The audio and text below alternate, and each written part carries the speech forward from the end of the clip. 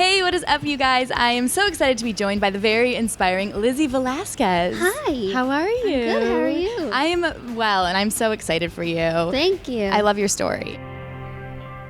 All we had known all my life was that I had a syndrome where I can't gain weight. It was afternoon. I decided to go look for music on YouTube, and that's when I found it. I don't even know why I clicked on it, but I did, and that's when I lost it. This is my purpose. This is what I'm meant to do for the rest of my life, because I like to think that I'm not only telling my story, I'm telling everyone's story.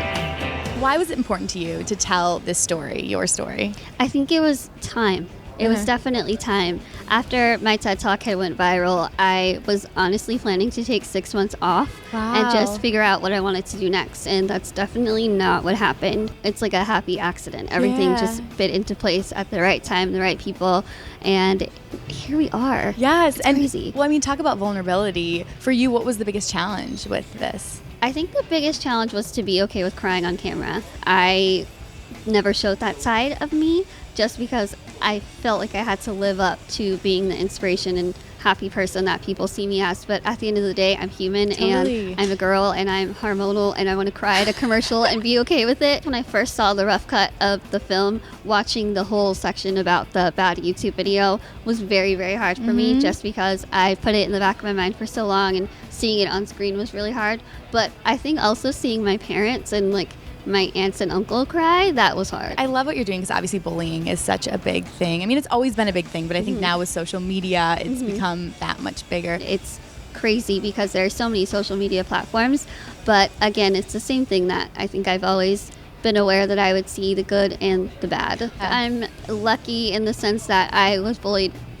Okay, not hold lucky. on, that sounds crazy. I'm not lucky that I was bullied my whole life. I never had to deal with physical bullying ever, which I'm very thankful for. I guess it sounds so crazy saying that out loud. Cyberbullying, which now is never ending. You get it as soon as you wake up to the time you go to bed.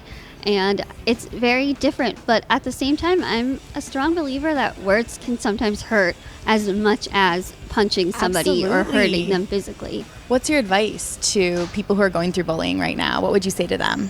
It's very cliche if I say it'll get better, but it's so true. Yeah. It's so true. I think what's so special about the film is that's not just me saying it'll get better, it's me showing you how it will get better. Yeah. Because there's definitely a light on the other side of being bullied. You just have to decide to be brave enough to go find it. I used the people who were telling me that I couldn't do this to motivate me. I used their negativity to light my fire to keep going. Use that. Use that negativity that you have in your life to make yourself better, because I guarantee you, you will win. Brave starts here. Thank you. And your TED Talk was awesome. Thanks. You want to know a secret about that? Please tell me. I made it up.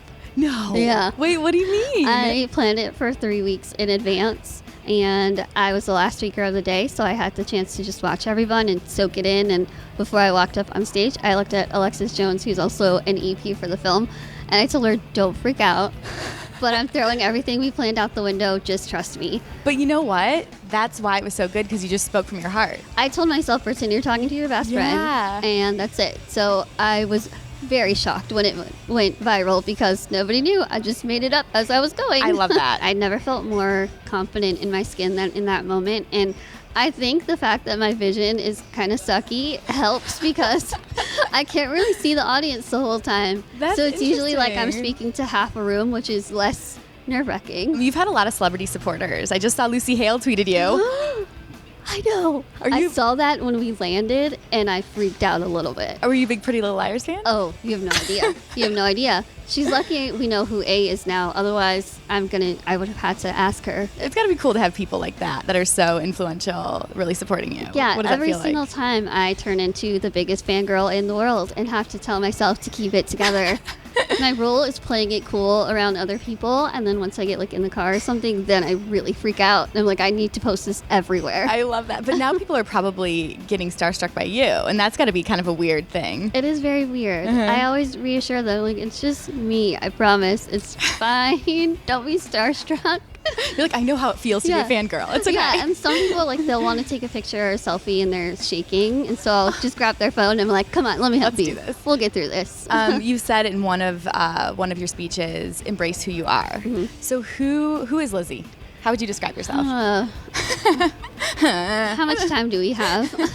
I think I would describe myself as courageous, ambitious, and brave. Okay. Yeah, I think whenever I get an idea in my head or a goal in mind, I will not stop until I get it done because I just need to prove to myself that I can do it.